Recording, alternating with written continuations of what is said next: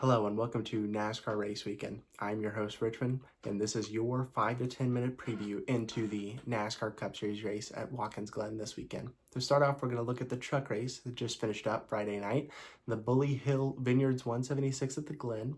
This race was taken by Caden Honeycutt in his first career win. He held off Connor Zilisch on an overtime restart. After a pretty much dramatic race with two different races happening on the same night. We saw stages 1 and 2 run entirely green, other than the stage breaks, of course, where we saw Brent Cruz go out and lead almost every single lap, I'm pretty sure. He did not, I don't believe he took either of the stages. He went out and instead took track position at the end of the stages, but he dominated the first half of this race. And then all of a sudden, at the end of stage 2, something changed and the field started to go back to a normal Truck Series race. We saw carnage and mayhem in the final stage of this race, where then we saw, to be expected, Connor Zilisch to go into the lead and start to control this race until a lot of controversy with the restart zone. Actually, one of these times at the restart zone through these cautions, Ross Chastain was in the lead.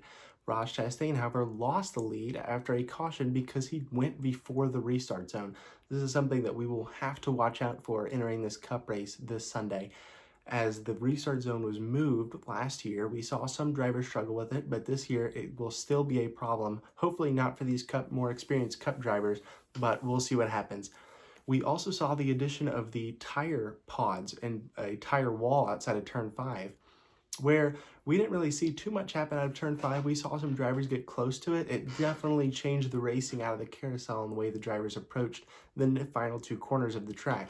But in Turn 1, we did see some changing in the way that passing worked in the corner. We saw actually the outside car, or the outside truck in this instance, would let off a couple times depending on how the car trying to dive bomb and pass into the corner would take his approach to the corner. It was a very interesting, I don't know if people were expecting the outside truck to necessarily back off as much as they were. And then, speaking of the tire pods in Turn 1, we saw a crash on lap 65 of this race. It was actually the only time that really the tire pods were messed with. We saw a little bit in the ARCA race, and it may have happened earlier in the truck race. But there was some head-on collisions to the tire pods, and the tire pods, even filled with water from all the rain there this weekend, actually moved pretty easily and they destroyed the trucks, but they did not seem to actually be as much as a safety concern as people were thinking headed into this weekend. Another important note of this race is AJ Allmendinger leading Ram to their first ever time having 3 trucks in the top 10. They got they got 3 of their 5 trucks in the top 10, led by AJ Allmendinger, finishing 6th this race, being one of the 5 Cup drivers in this race, including Connor Zilisch and Shane Van Gisbergen, who finished 2nd and 3rd respectively. And then I just mentioned earlier Ross Chastain, who actually DNF'd. He got his penalty for restart violation and then fell to the back, and on his way back up to the front battling for a position in the 20s, he spun himself out, I'm pretty sure, and wrecked entering turn number 6.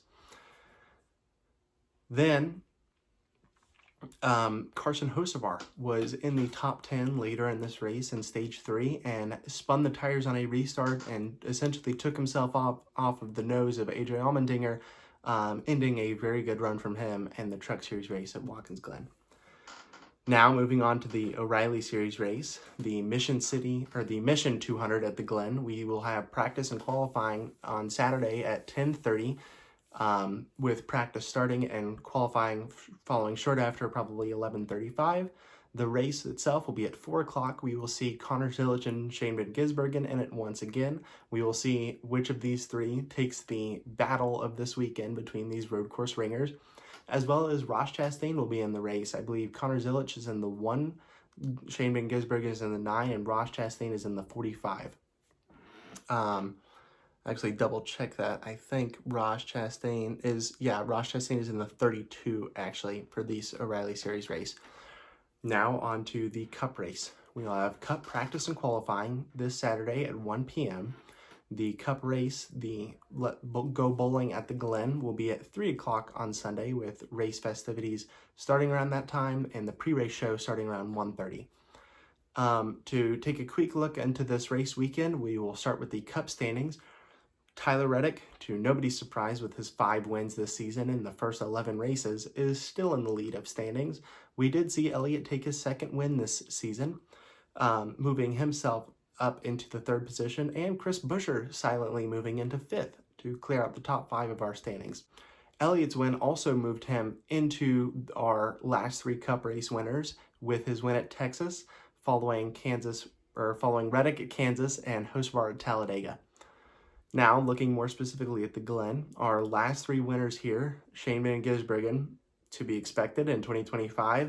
2024, Buescher was actually able to hold him off in a battle between the two. And in 2023, Gisbergen wasn't in the Cup side yet, and William Byron was able to take the win. Looking at the race odds as of tonight, we have Shane Van Gisbergen in the lead, to nobody's surprise. I believe he's plus 100. Connor Zilic in 2nd, and then a little bit back to Reddick, and then a little bit more back to Bell and Buescher, and then a little bit more back to Byron and Gibbs. So, to nobody's surprise, SVG is the favorite going into this weekend, having won 5 of the 6 road courses last season, and all of them except for Coda he has won in the last years. So, headed into this weekend, my NASCAR fantasy picks of my 5 driver lineup. Of course, you have to have Shane Van Gisbergen in there and Connor Zilic.